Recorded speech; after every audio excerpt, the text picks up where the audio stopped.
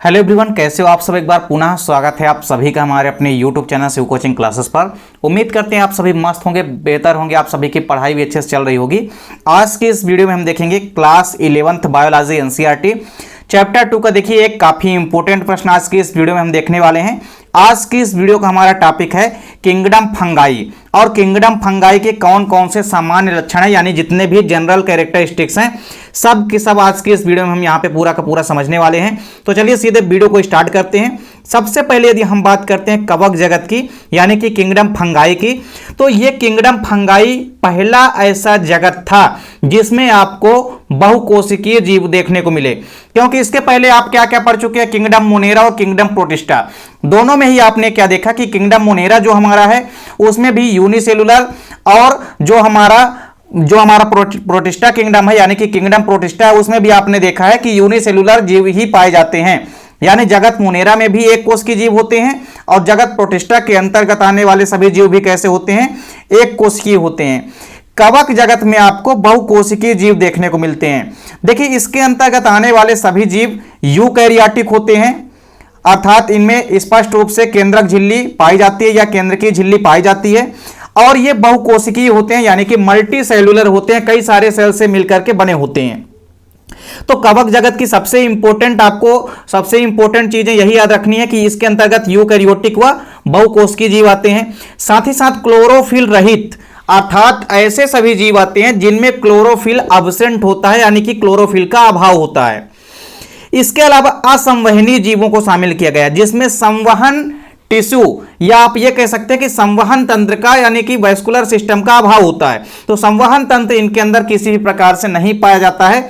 ऐसे सभी जीवों को शामिल किया गया है किंगडम फंगाई में, यानी कि कवक जगत में। तो कवक जगत के अंदर यूकैरियोटिक, बहुकोशिकीय, क्लोरोफिल रहित और असंवहनीय जीवों को शामिल किया गया है। देखिए कवकों का जो शरीर होता है ये प्रायः सुकाय होता है। सुकाय का मतलब है कि यदि जड़, तना और पत्ती, यदि इनमें कोई भी पौधा स्पष्ट रूप से विभक्त नहीं होता है तो उसे हम सुकाय कहते हैं। तो कवकों का शरीर जो होता है वो सुकायवत होता है, अर्थात स्पष्ट रूप से जड़, तना तथा पत्तियों में विभक्त नहीं होता है। क्योंकि कवकों में अब क्लोरोफिल का अभाव होता है, अतः ये क्या होंगे, परपोषित होते हैं। यदि क्लोरोफिल उपस्थित होता तो ये फोटोसिंथेसिस यानी कि प्रकाश संश्लेषण की प्रक्रिया के द्वारा अपना भोजन स्वयं बना सकते थे, लेकिन इनमें क्लोरोफिल उपस्थित है ही नहीं। तो क्लोरोफिल जब नहीं है तो ये अपने भोजन के लिए दूसरों पर आश्रित होते हैं, जिस कारण से ये क्या होते हैं, परपोषित होते हैं। तो आपको ये भी एक चीज याद रखनी है।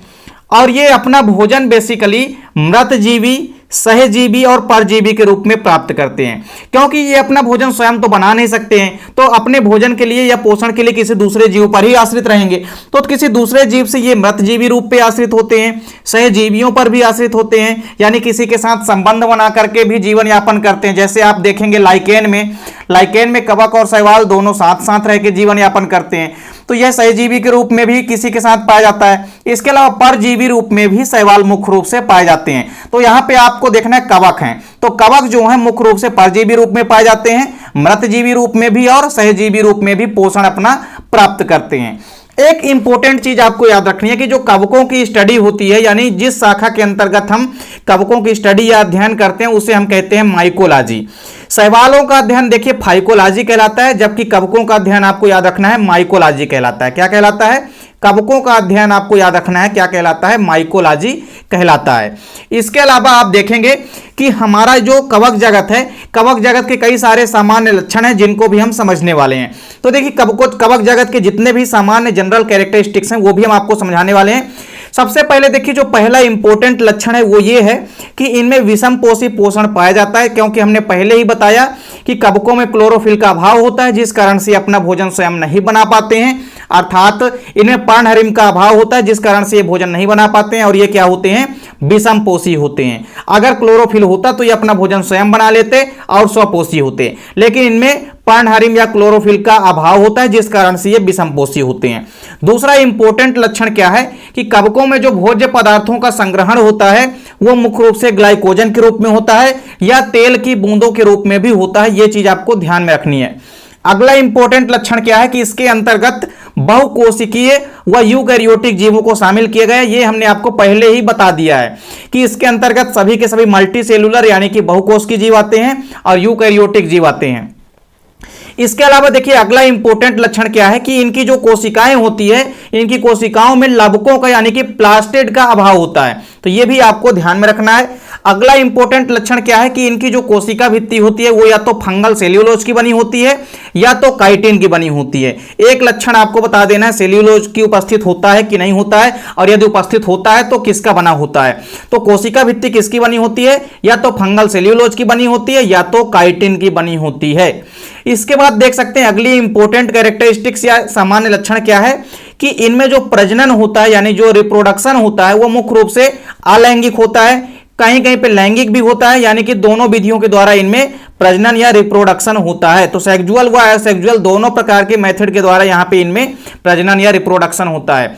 अगला इंपॉर्टेंट लक्षण क्या है कि कवकों में जो संवहन तंत्र होता है यानी वैस्कुलर सिस्टम का अभाव होता है, किसी प्रकार से आपको संवहन ऊतक नहीं देखने को मिलेंगे, ना ही एक स्थान से दूसरे स्थान तक ले जाने के लिए संवहन ऊतक होंगे इनमें, तो इनमें संवहन तंत्र का अभाव होता है।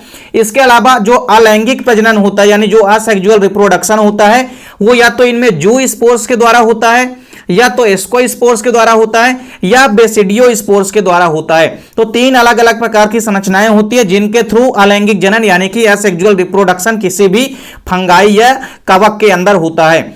इसके अलावा एक इंपॉर्टेंट चीज आपको ध्यान में रखनी है कि ये जो कवक होते हैं ये अपघटक के रूप में भी कार्य करते हैं और ये पदार्थों के चक्रण में सहायता करते हैं। तो पदार्थों का जो रिसाइकिल होता है, चक्रण होता है, उसमें ये मदद करते हैं।